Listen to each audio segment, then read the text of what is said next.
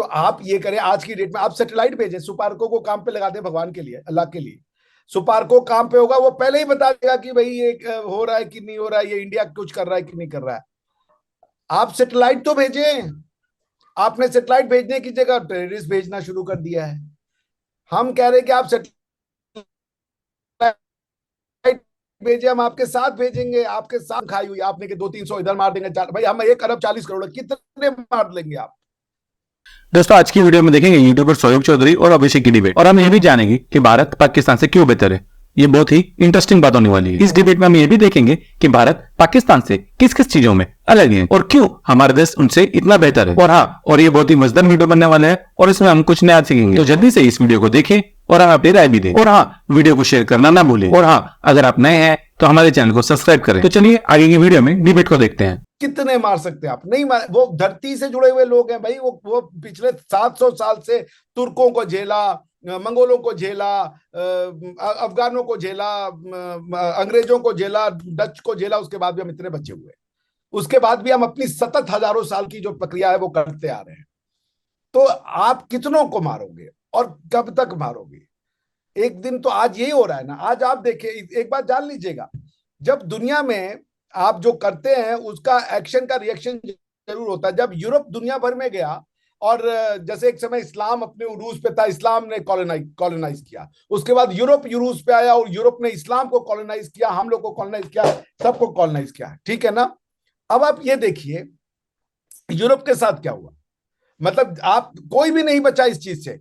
तुर्क निकले central Asia से होते हुए, एशिया से होते हुए यूरोप में, उन्होंने सबको तबाहो बर्बाद किया। अरबों को तबाहो बर्बाद किया, यूरोपों को तबाहो बर्बाद किया, यूरोप के एक हिस्से पे कब्जा कर लिया जिसको आज आप तुर्की कहते हैं, क्योंकि वो तो सेंट्रल एशियन है ना, यहाँ कजाकिस्तान, उज्बेकिस्तान, तुर्कमेनिस्तान और किर्गिस्तान वाले। अब आप ये देखिए उनके साथ क्या हुआ। उसके बाद ईस्ट यूरोपियन उठिए, पूरा वो सेंट्रल एशिया खा गए। उन्होंने वहां पे इस्लाम को ही बैन कर दिया कि कोई प्रैक्टिस नहीं करेगा रिलीजन। वही आज चाइना भी कर रहा है, चूंकि रशिया ने 150 साल तक वो किया। उसके बाद आप देख लीजिए, गोरों ने दुनिया को अपना काबू किया। उसके बाद उनके में से हिटलर निकला। वो बोला कि अच्छा तुम दुनिया को काबू कर रहे हो बिकॉज यू आर व्हाइट, तो I am whiter than you. उसने कहा कि यूरोप में भी काले और गोरे हैं, तुम लेस व्हाइट हो, हम ज्यादा व्हाइट हैं। इसकी नफरत की कोई वो इंतहा नहीं होती। हर कोई जब जीतता है उसके बाद उसको कंट्रोल में आना पड़ता है। अरबों ने अगर यूरोप को जीता तो उसके बाद तुर्कों ने उनको जीता। उसके बाद वो पूरा यूरोप जो है वो उनको ये कॉलोनी रही, अल्जीरिया, इजिप्ट, ये सब फ्रेंच कॉलोनी रही, ब्रिटिश कॉलोनी पैलेस्टाइन रहा। तो देखिए मेरे कहने का मतलब ये है कि दुश्मनियों से निकले। आज आप किसी का बुरा करेंगे, कल आपके साथ बुरा होगा। ये लॉ ऑफ नेचर है, ये बिल्कुल लॉ ऑफ नेचर होता है। जैसे औरंगजेब ने हिंदुस्तान की बड़ी बड़ी मंदिरें तुड़वा दी, उसके बाद क्या हुआ, मुगल शासन वहां से खत्म। 50 साल के अंदर इंडिया से मुगल खत्म हो गए, उसके बेटे वो वंशज सब खत्म हो गया वहां से।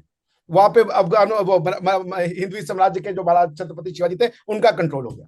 ये होता है कि हर सब किसी के साथ बुरा होता है। या तो आप 50 साल का वही देख ले भाई, 50 साल का औरंगजेब भी हमारे पास है। इंडिया की कम से कम 20,000 साल पुरानी हिस्ट्री है, 50 साल क्या है उसमें, डर्ट है। तो मैं वही कह रहा हूं कि ये जो बात है ना कि इंडिया कर रहा है, ये कर रहा है, इसका क्या है भाई? आप देख लो, साइंस एंड टेक्नोलॉजी का जमाना है यार। इससे ये पता चलता है कि आपने अपने लोगों को कहां पहुंचा दिया।